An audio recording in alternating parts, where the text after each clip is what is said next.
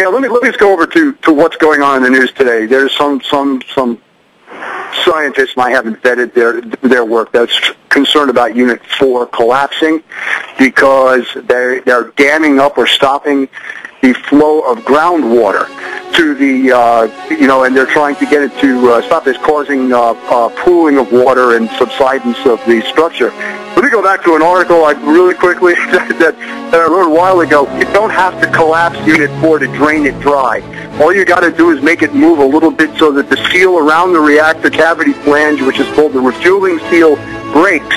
That's the only thing holding up all the water in the centrifugal. That sounds like bad news, right? It's very bad news because you won't have access to anywhere in the plant at all. You couldn't get anywhere close to it. That's very bad.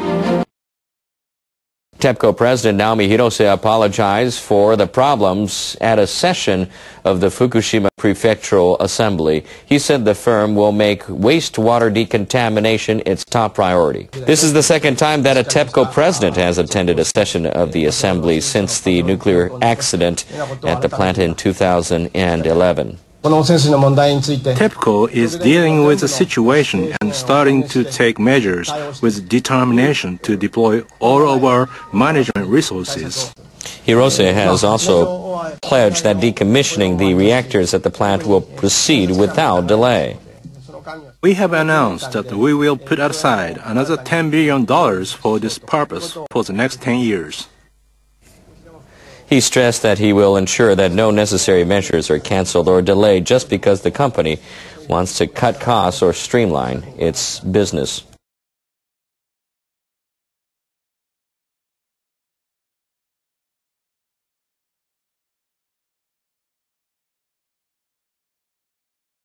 If you've gone crazy or something, I mean, if you've gone crazy or depressed, I'm just saying. That's something I need to know about, okay? I mean, that affects me. The operator of the Fukushima Daiichi nuclear plant says a rubber mat has come loose in a tank of a new filtration system. This may be clogging the drain outlet. Tokyo Electric Power Company suspended a test run of the advanced liquid processing system on Friday after having resumed operation earlier in the day for the first time in 1.5 months.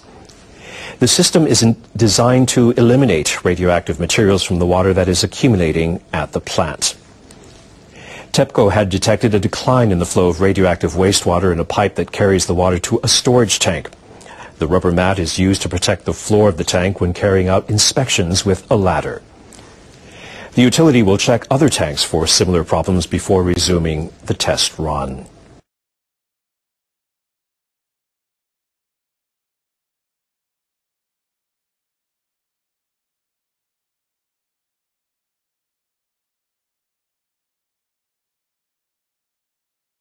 The operators of the Fukushima Daiichi nuclear plant have resumed the operation of a system used to filter radioactive materials from water. It says human error caused the suspension last week.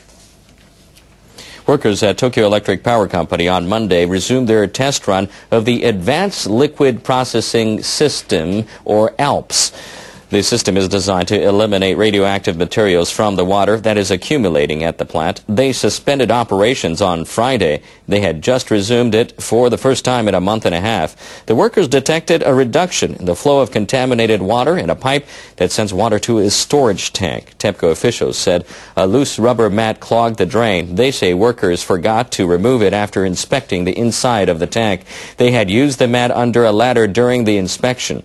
The plant's officials have been plagued with problems using the ALPS. They found a water leak in June caused by corrosion. The operator of the Monju prototype reactor says it has completed safety checks it had failed to perform. Monju is a fast breeder reactor located on the Sea of Japan coast. The Japan Atomic Energy Agency told nuclear regulators they had finished checking 14,000 pieces of equipment at Monju. The operator had been blamed for more than 12,000 missed safety checks. In May, regulators ordered the suspension of preparations to restart the reactor. The Japan Atomic Energy Agency later discovered that it had failed to check another 2,000 pieces of equipment. The Monju reactor uses plutonium extracted from spent nuclear fuel to generate power. It was turned on in 1994, but a sodium coolant leak in 1995 resulted in a suspension of operations for more than 14 years. The reactor was restarted in May 2010 and shut down once again in October of that year after a fuel exchange device fell into the reactor. Last week, the Science Ministry decided to continue running Monju for at least another 6 years.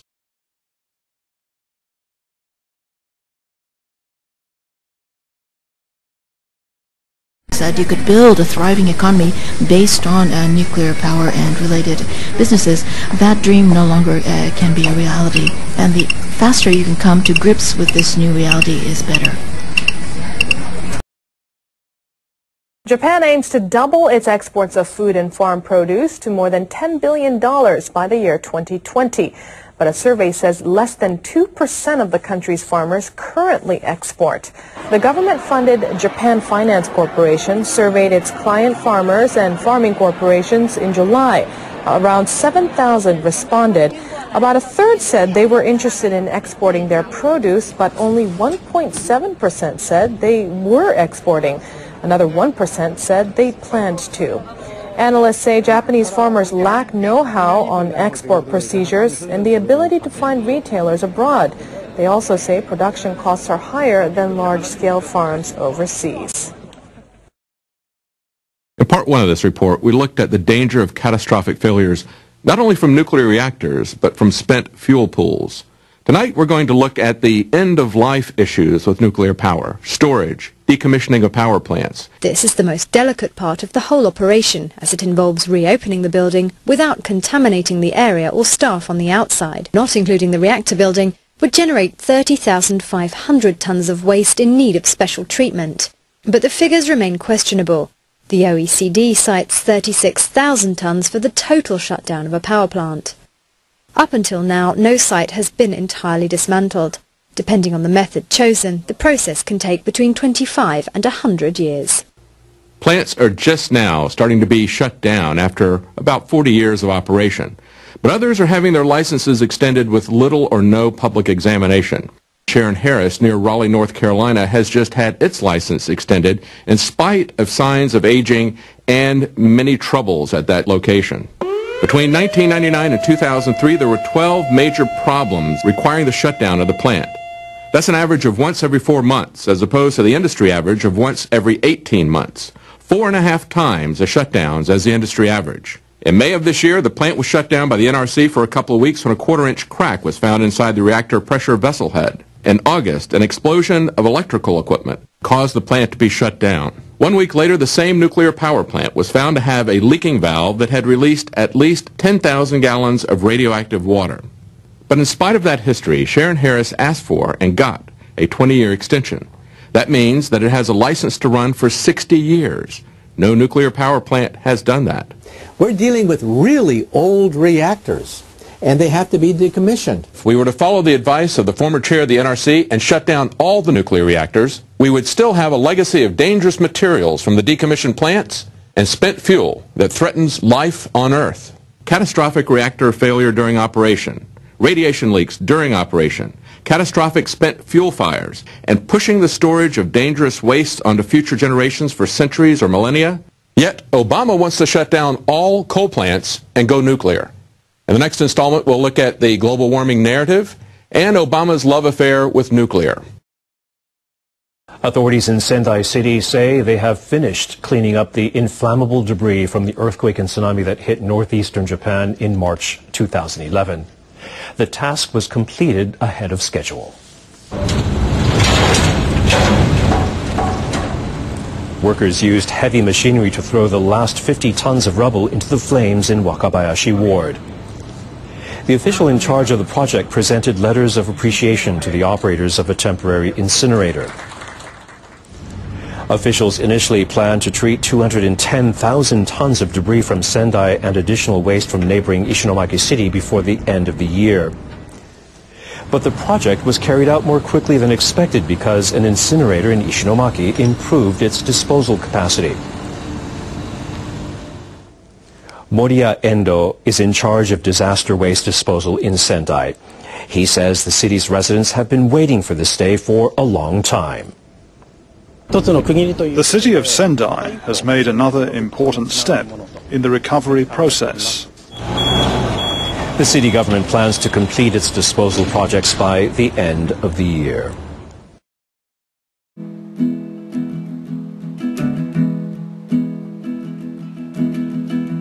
What's the worst that could happen when you get out there and try? You know your life suddenly just end in the blink of an eye. So what's the worst that could happen? You could try, you could fail. You gotta gamble, you gotta take chances. Oh, don't spend your whole life chasing that white whale. Don't spend your whole life. What's the worst that could happen? What's the very, very worst? In order for the worst to happen, you gotta do something first. What's the worst that could happen? So you end up all alone, out on the street, sleeping on a mattress, a complete unknown. What's the worst that could happen? You feel sad a couple days. You pick yourself up, bow your head and give thanks, and then you're on your way. And then you're on your way. What's the worst that could happen? Was the very, very worst. In order for the worst to happen, you gotta just do something first. So, what's the worst that could happen? When you get out there and try, you know your life could suddenly just end in the blink of an eye. In the blink of an eye. In the blink of an eye.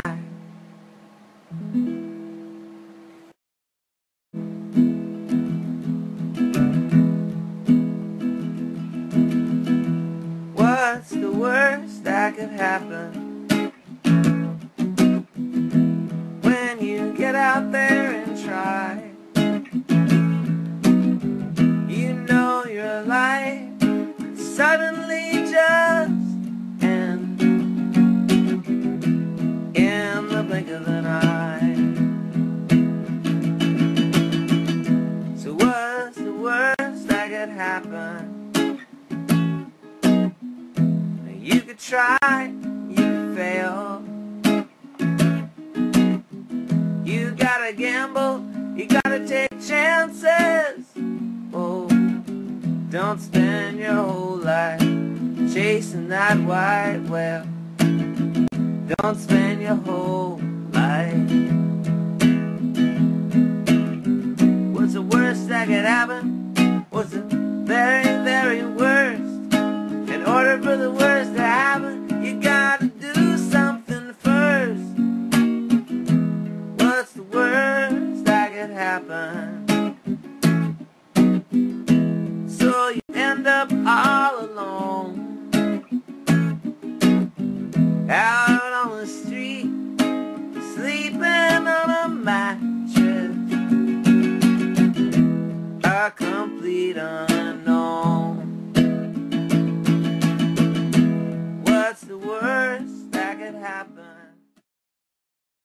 Survivors of the atomic bombings of Hiroshima and Nagasaki still carry the scars 68 years later.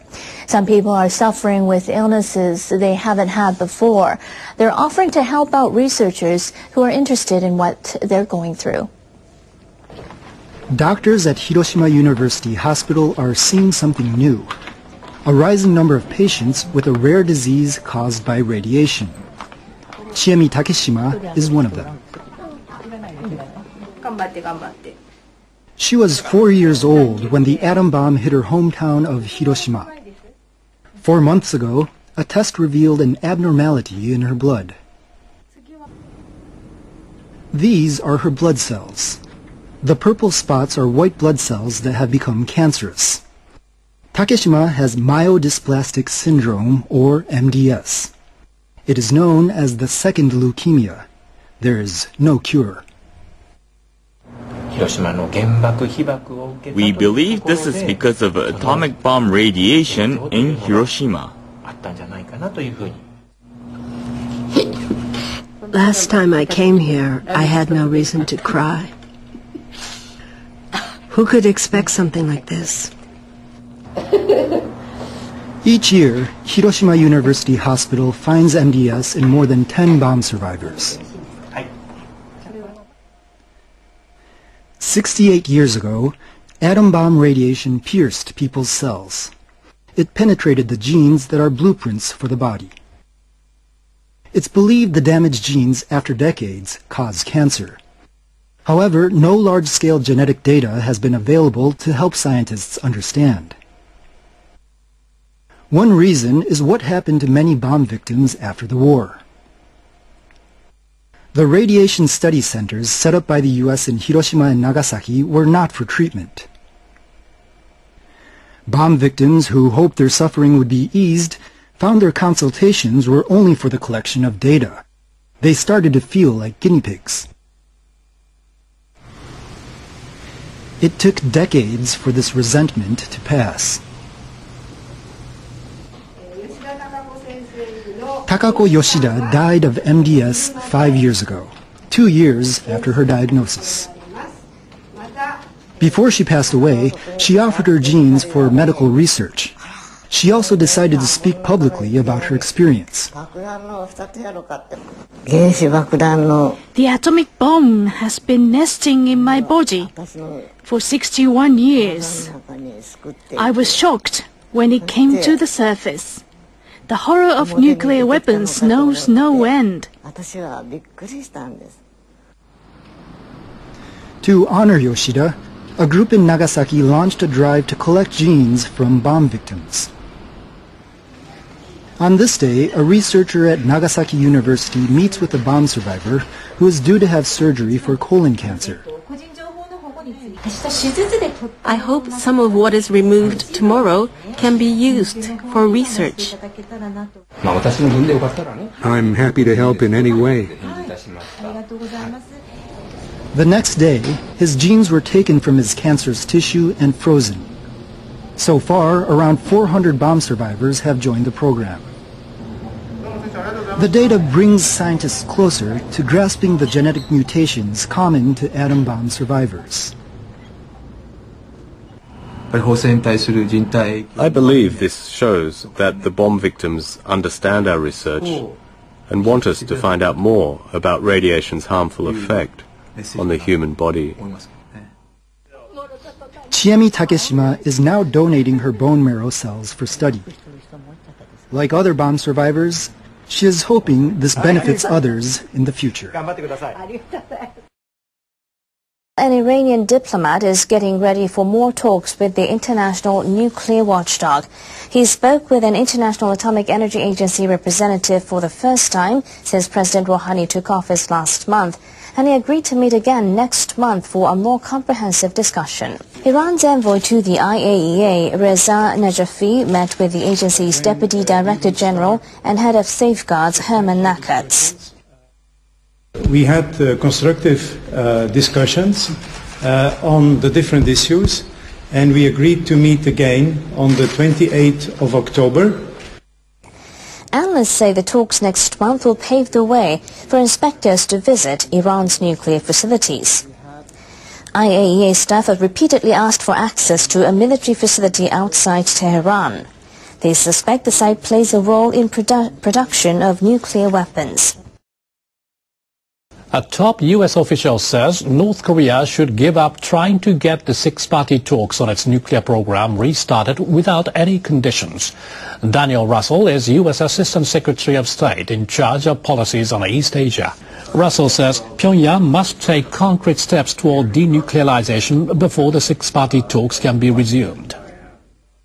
The focal point for all of our efforts must be on the end state that we seek to achieve, which is the complete and verifiable and peaceful denuclearization of the Korean Peninsula, which for all practical purposes means of North Korea. Earlier this week, former U.S. Special Representative for North Korean Policy Stephen Bosworth met with North Korean Vice Foreign Minister Lee Yong-ho in Berlin. Bosworth held the position until 2011. Russell said the North continued to demand at the meeting that it get support while refusing to give up its nuclear program. Experts on a Japanese government panel will discuss changing the interpretation of the country's pacifist constitution. Prime Minister Shinzo Abe pledged that Japan will engage even more actively in UN security operations in a speech to the United Nations. No single country can protect its peace and security only by its own efforts. Under the current interpretation, the Constitution allows SDF personnel only the minimum use of weapons when they participate in UN peacekeeping missions. The Constitution is also interpreted as banning the SDF from joining multinational forces that launch military actions based on UN resolutions. Panel members say Japan should cooperate more closely with the international community, given changes in the global security situation. They will consider allowing the SDF to use weapons to support troops from other countries who come under attack in peacekeeping operations.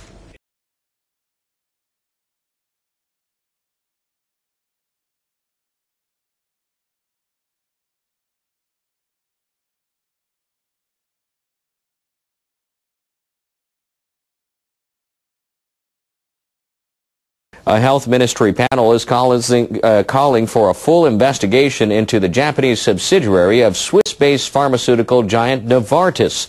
The panel says the company may have used false advertising to sell a drug that lowers blood pressure. The panel says the subsidiary of Novartis may have broken the law by using manipulated clinical data to promote the drug Diovan. An employee of Novartis Pharma was found to be involved in studies on the drug at several Japanese universities. The person has denied falsifying data, but the panel says the company introduced its employee and made generous donations to the universities. It concludes Novartis Pharma was probably involved in the studies. Diovan's annual sales in Japan total about $1 billion. The president of Novartis Pharma has offered a public apology. He says he feels responsible for creating an environment where data falsification could have occurred. He says his company will cooperate with the investigation.